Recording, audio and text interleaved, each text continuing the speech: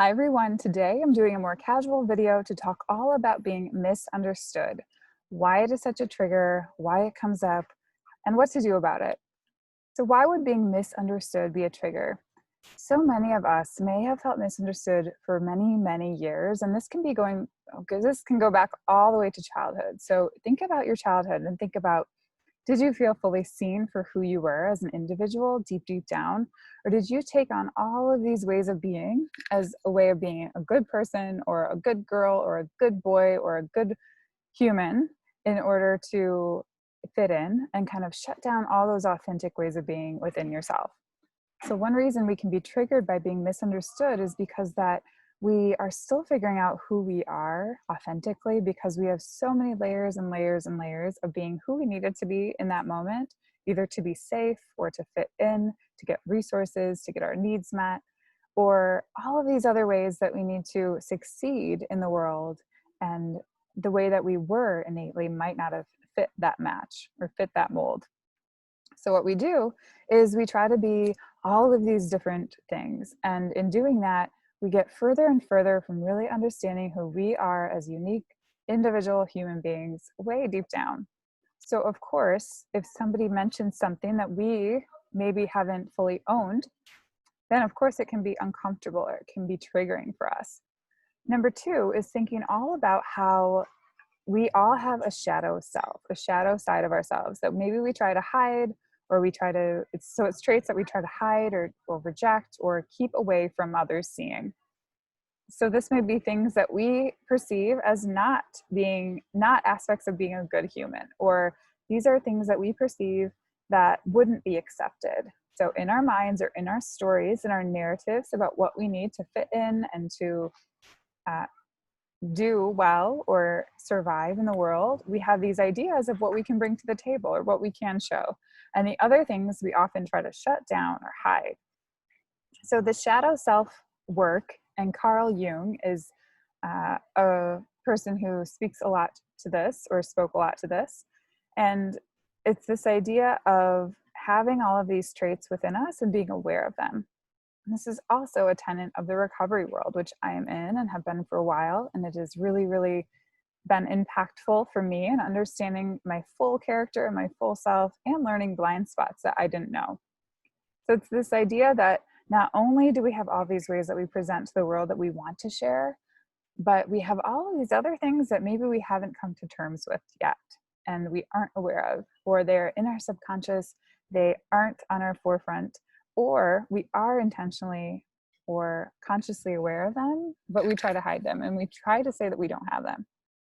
So shadow work is all about understanding ourselves in a full way, this wholeness of being that allows us to accept ourselves and helps to guide our behavior from there. So acceptance is all about the consciousness, or that actual knowing of what is going on inside of us and being able to act from there versus a place of subconscious and not knowing. Because if we aren't aware of what is within us, our behavior will absolutely reflect that, because when we aren't aware of something, we tend to be reactive and we tend to be impulsive. And all of these traits show up whether we like it or not.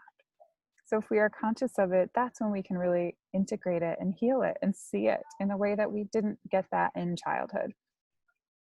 So if we can see that we don't need to demonize these aspects of who we are. For example, if a child is hitting, this is so often demonized in our culture or in our family systems or whatever it is.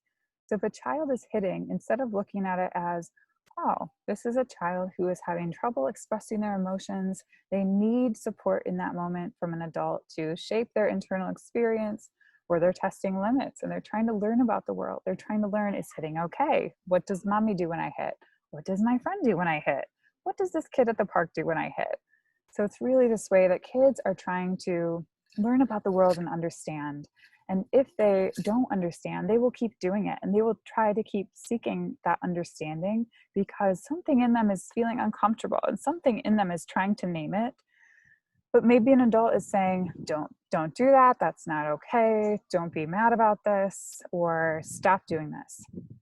So totally unintentionally, that adult is setting up a mismatch between what that child is feeling on the inside and what the adult is saying to shape it. So instead of saying, oh, you're mad, I'm outside, so you can hear some neighbors' dogs barking. We'll see how this goes.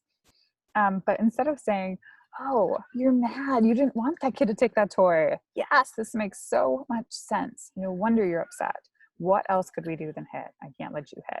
So if we think about it as this way of guiding behavior or seeing a child's innate need and then guiding from there, we can think about it as helping that child to integrate or helping that child to see what is happening within them, so that later in life, if somebody says that they're mad and maybe they aren't mad at all, they can say, nope, that's not my experience at this time, and they can trust themselves because they have all of these repetitions of others trusting their experience in childhood. So if you didn't have that, of course, if somebody says something like, you're overreacting, or why would you even be upset about that? Of course, it's so triggering in adulthood because our emotional integration isn't there yet. We're still trying to figure out what is okay to be mad about for ourselves, or what feels authentic. Is it that we are mad, or is there some underlying fear, sadness, shame, or guilt that was never really touched on as a child? So if a child is hitting because they are upset when their parent is leaving, and it's really shut down with a no, stand over here, if you hit me again, I'm leaving right now, this isn't okay, then they're not really getting to that sense of sadness underneath, or that sense of fear of a caregiver leaving. So maybe it comes across like they're mad or they're angry and they're hitting, but deep down they're thinking, oh my goodness, my whole body and mind is wired to be next to a caregiver. And in this moment, that sense is threatened. And of course, I'm feeling upset. And of course, there's all this sadness and fear underneath. And you are saying that it's not a good time to be mad right now, or there's nothing to be mad at, or even worse, you're being punished for it, or you're sent to a timeout, or you're being spanked when you needed this clarity the most. So of course, decades later in adulthood, something happens and somebody's sensitive to your anger, not able to hear it. Of course, it will be compounded, and it will feel this really intense sense of abandonment or threat to the system, because we aren't used to sitting with that discomfort and having it labeled or named, and having compassion around it for this human experience and this humanity that we are going through when we are feeling these emotions. So this aspect is all about getting to know ourselves and figuring out what we need moment to moment, so that when somebody does minimize or defend or invalidate, often unintentionally, we can say, no, actually, that's not what I need right now. This was really important to me, and I do feel angry about it. And I know it all is rooted in the fact that I'm sad about this change, or I'm afraid of all the uncertainty to come. And in order to be able to articulate that and really relate at a deep level, it takes so much practice and so much loaded, maybe it looks like going to a therapist or doing body work, somatic body work, to help you integrate the body. Maybe it's having just one safe person. So for me, I started with just one safe person that kind of came into my life, and I'm so thankful for that. And it really expanded my ability to relate in a safe way that I didn't know before. So before understanding that I could have a safe space that would explore this with me, and not just say, if I'm angry, shut it down, or I don't hear you, or this isn't something to be okay about or angry about.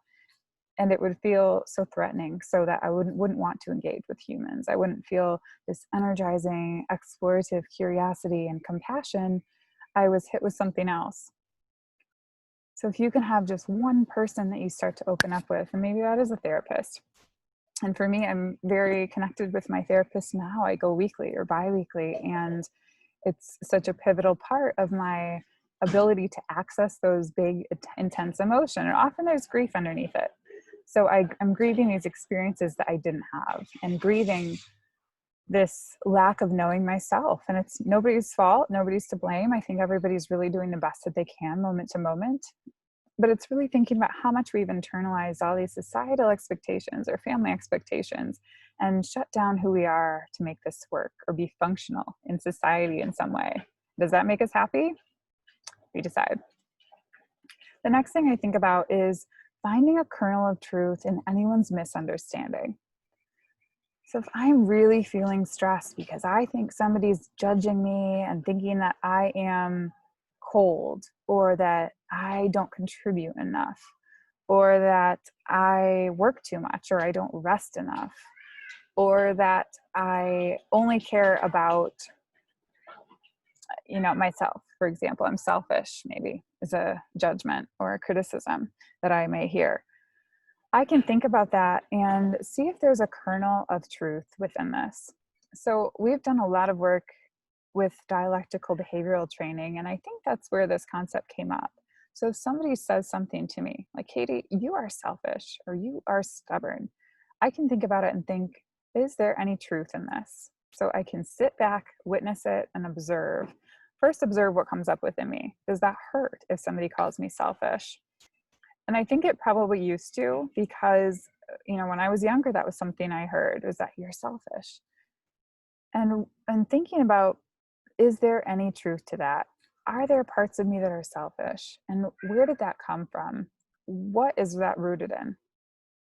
And the second aspect of this is thinking about all the definitions of selfish that we could have.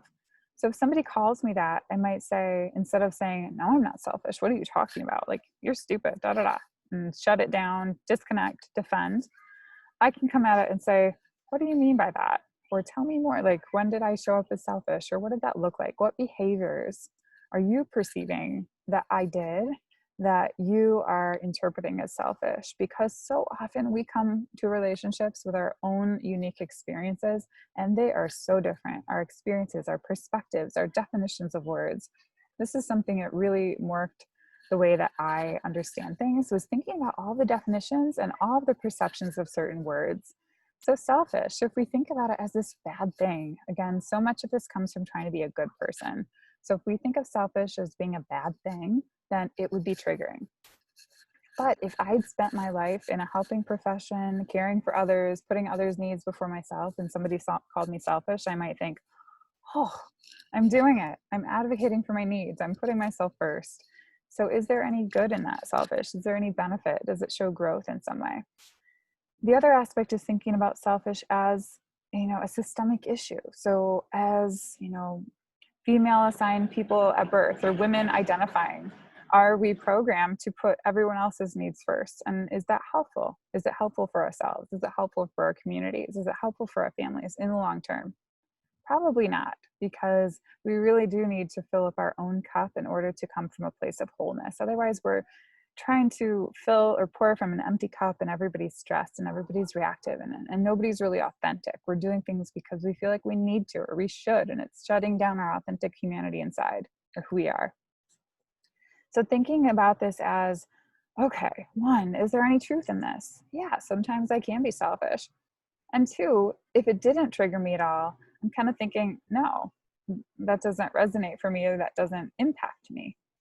And I think I used to do this to an avoidant extent. So if somebody said, hey, Katie, this is coming from a context of privilege, this is not okay, I might have said, well, that's your own experience. That's fine. That's not mine. That's not what I meant. Move on.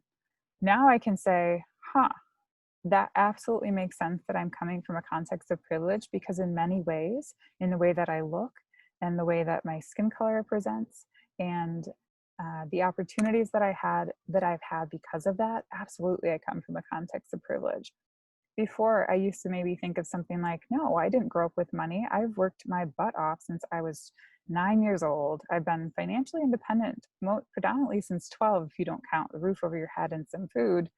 And I, paid for this, I paid for that. I busted my butt in college to work so many jobs and pay for it 100%, and had zero support. So if I was so attached to that, and somebody said I was coming from a context of privilege, maybe I felt threatened, or maybe I felt like, no, you haven't seen how hard I've worked. Flash forward years later, I can think, yes, absolutely. That is absolutely, there is truth to that. What can I do differently? Or how did you perceive this coming from a context of privilege? And how does that show up for me today? So if we aren't open to others pointing out blind spots, that's a tricky position, because I want to be able to hear criticism, and either it's something that I can really take and learn from and grow within. It's not always easy. It's not always natural to hear criticism and to immediately go into this process, but it becomes easier and easier and easier the more you practice and the more you become really grounded in who you are, and grounded in the narrative of all of the experiences that you've had and all of the values that you have.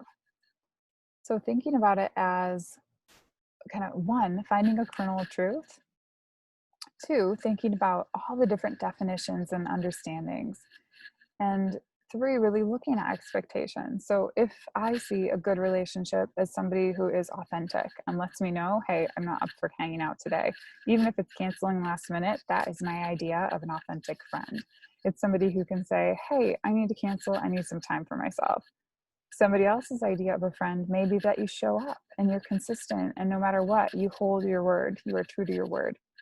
So if we have these totally different ideas of what a good friend is, then we will clash again and again. And if we can't be open about it and transparent with it and talk about it and share our needs, then that relationship will probably diminish. So all of this goes to say that misunderstanding or being misunderstood is often a trigger that is rooted in far, far before any of the actual experiences that we have where we feel misunderstood. The more that we are attached to this idea of being this clear-cut person and this clear-cut idea, and usually it's something about being a good person or a good mother or a good wife or a good friend or a good worker. So we have all these rules, and if somebody hints that we are breaking one of those rules or we are acting outside one of those rules and it feels like a threat, it's often a sign that there's something within us that's saying, hey, I need to figure this out more. I need to get to know myself more. I need to understand myself more. I need to see and hear myself deeply and witness all the experiences that have brought me to here, because nobody else can do that for me at this point.